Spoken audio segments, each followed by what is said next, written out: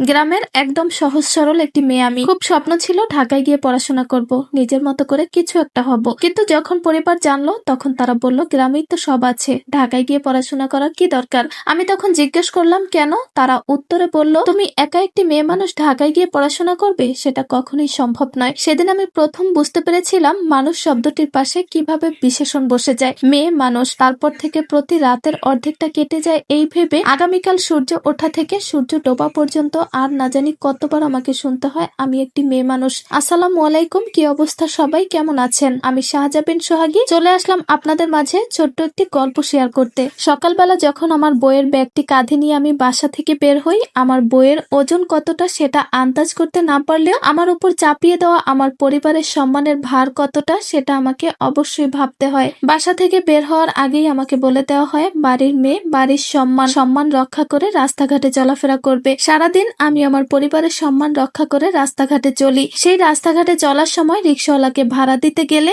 রিক্সাওয়ালা পর্যন্ত আমার হাত ধরার সুযোগ ছাড়ে না। বাসে অবাঞ্ছিত ধাক্কা তো আছেই। এমন সারাদিন কত চোখ রাঙানো আর চোখে তাকানো, কিন্তু আমাকে আমার পরিবারের সম্মান রক্ষা করতে হবে। যখন আমার সম্মানহানি হচ্ছে সেটি আমি কাকে বলবো? পরিবারকে, অভিভাবককে, সমাজকে? সমাজ আর সামাজিকতার মধ্যে বন্দি বিনা দোষে দোষী নারী। লজ্জাকে দিয়েছে জলাঞ্জলি, পেরিয়ে ধর্মের গুন্ডি। কি লাভ তাতে অতি, থাকো না পর্দায়, দেখি কে গায়ে হাত দেয়। পাশের বাড়ির হুজুর যখন আমার মাকে এসে বলে মেয়ে মানুষ এত পড়াশোনা করার দরকার নেই, নামাজ পড়ছে, কোরআন শরীফ পড়ছে, এই যা ধর্মকর্ম করবে তাতেই তো চলবে, বিশ্বাস করেন এতে আমি মোটেও অবাক হইনি। কিন্তু আমি ভীষণ ভাবে অবাক হই তখন যখন সেই হুজুরই তার স্ত্রীকে নিয়ে হাসপাতালে গিয়ে সবার আগে খোঁজ করে মহিলা ডাক্তার আছে কিনা। এই তো আমাদের সমাজ। ধর্ষিত নারী যখন সমাজ বিতাড়িত, ধর্ষক তখন সমাজ সেবক।